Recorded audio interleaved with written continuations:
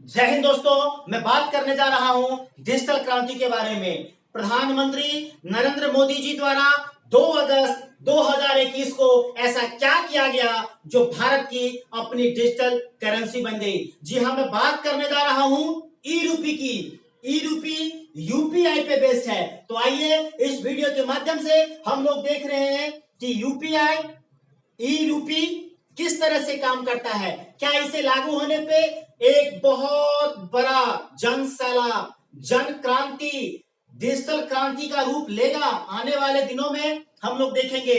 तो ये ई रूपी जो 2 अगस्त 2021 को लॉन्च किया गया है मोदी जी द्वारा, इसे प्रीपेड ई वाउचर कहा जाता है। फर्स्ट क्वेश्चन, इसे क्या कहा जाता है? प्रीपेड ई वाउचर कहा जाता है। यह किस तरह से काम करता है? तो इसमें क्यूआर कोड जनरेट होता है। जो स्मार्टफोन होता है उसमें क्यूआर कोड जनरेट होती है, और जो टेक्स्ट फोन, जो छोटा वाला फोन होता है, उसमें शॉर्ट मैसेज सर्विसेज ये आती है मोबाइल पे, जिसके हिसाब से ये काम करती है। आगे हम लोग बात करेंगे तो कैसे होता है।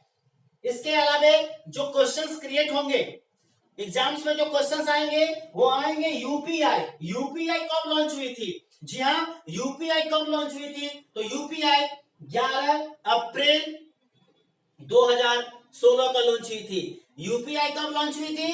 तो 11 अप्रैल 2016 को लॉन्च हुई थी। इसके फुल फॉर्म एग्जाम्स में आते हैं, पूछे जाते हैं, अमूमन हर एक एग्जाम्स में पूछे जाते हैं। तो इसका फुल फॉर्म है unified payment interface. Unified payment interface. अब बात करते हैं जो ये किसने बनाया, कैसे बनाया, किस सिस्टम पे काम करता है। जी हाँ दोस्तों, इसे जो बनाया गया है, इसे जो मॉडिफाई किया गया है, इसे जो रेगुलेट कर रही है, इसके पीछे जो रिफ्लेक्टर का काम कर रहा है। आगे तो ई रूपी काम करेगी, लेकिन पीछे से इसके पर्दे के पीछे जो वर्कआउट किया जाएगा वो कौन करेगा? जी हाँ दोस्तों, वो काम करेगा एनपीसीआई।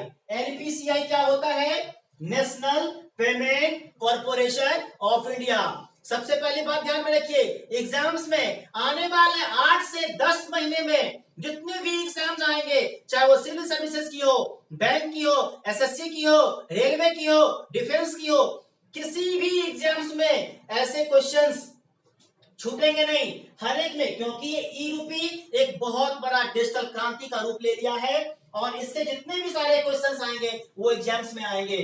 तो ये इसका फुल फॉर्म जब पूछा जाएगा तो क्या होगा? National payment corporation of India. जो हिंदी मीडियम के स्टूडेंट्स हैं उनके लिए क्या है? भारतीय राष्ट्रीय भुगतान निगम। ये ऑप्शंस आएगा, आपको चूज करना है। भारतीय राष्ट्रीय भुगतान निगम।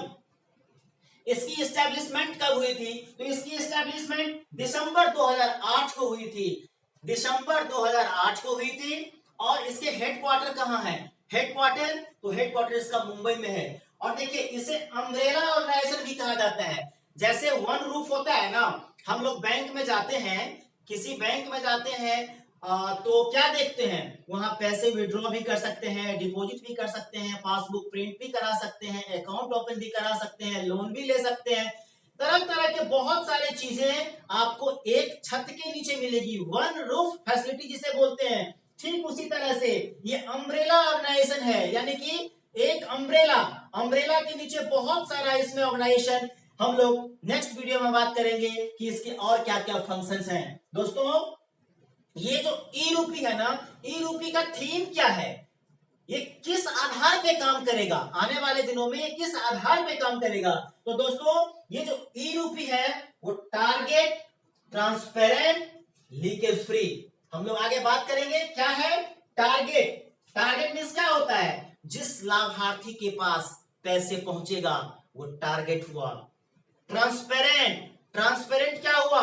जो बीच में जो बिचौलिए होते हैं, बिचौलिए, उनके पास पैसे ले जाकर डायरेक्ट, अगर गवर्नमेंट किसी को पैसा देना चाहती है, बुक्स खरीदने के लिए, साइकिल खरीदने के लिए, फार्मर्स को फर्टिलाइजर्स के लिए, तो अब बिचौलियों की जरूरत नहीं है।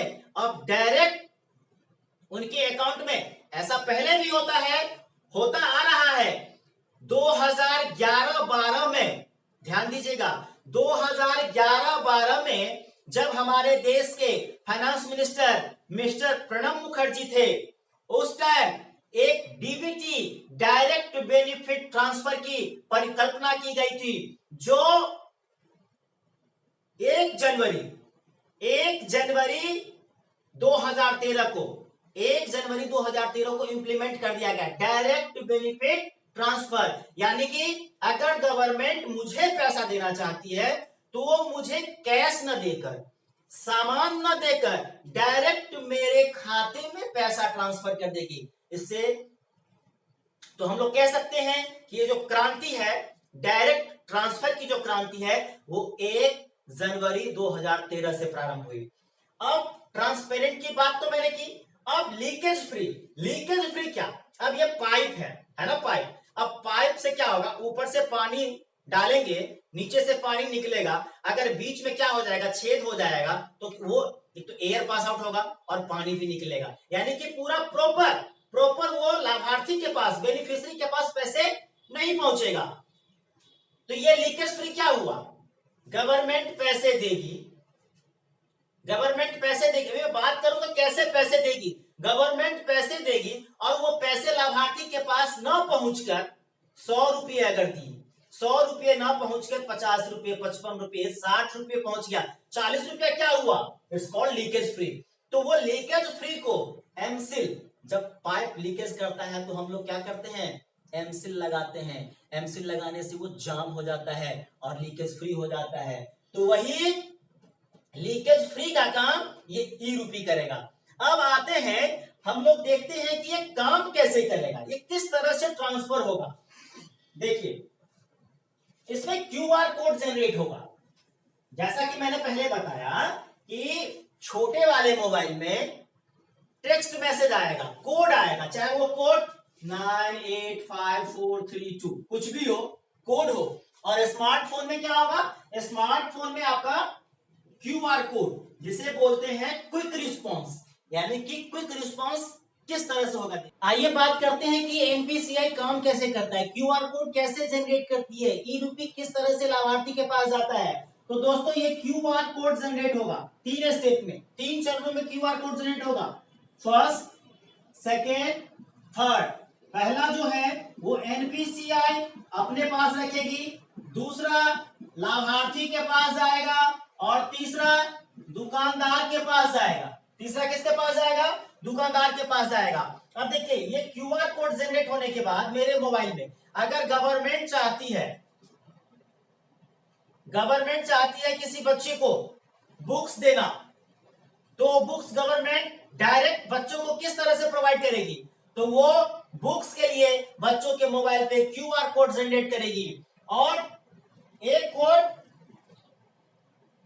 कोड जो होगा वो एनपीसीआई रखेगा, दूसरा कोड जो होगा वो लाभार्थी के पास, जो बुक्स लेगा उसके पास, और तीसरा कोड जो होगा वो दुकानदार के पास। ऐसे दुकानदार जिनके पास वो बुक्स अवेलेबल होंगे, उपलब्ध होंगे, उन्हीं के पास जाके आप ये कोड देंगे और वहां से वो बुक्स मिलेगा। ठीक, एक दूसरा एग्जांपल मैं ऐसा देता हूं कि अगर फार्मर्स को, किसानों को सरकार फर्टिलाइजर्स के लिए, खाद के लिए पैसे देना चाहती है, तो वो क्या करेगी? किसान के मोबाइल पे क्यूआर कोड जनरेट करेगी। जनरेट करने के बाद वो ऐसी जगह पे उसको भुना सकेगी, ऐसी जगह पे वो खाद ले सकेगी जहां पे वो वहां पे उपलब्ध हो। मीन्स कि वो पैसे को ऐसे जगह पे उपयोग कर पाएंगे जहां पे वो खाद मिल रही है, उस पैसे का इस्तेमाल दूसरे जगह नहीं कर सकते हैं। इसके अलावे गवर्नमेंट के द्वारा एक प्रोविजन रखा गया है कि अगर प्राइवेट सेक्टर में भी कोई, जिस तरह से अभी कोरोना का पीरियड चल रहा है, तो कोरोना का पीरियड चल रहा है, गवर्नमेंट ना होके कोई प्राइवेट सेक्टर का आदमी अगर किसी को वैक्सीन दिलवाना चाहता है तो वो ई वाउचर जनरेट करेगा। ई वाउचर कैसे जनरेट करेगा? बैंक के द्वारा जनरेट करवाएगा और वो वैक्सीन दिलवा सकेगा।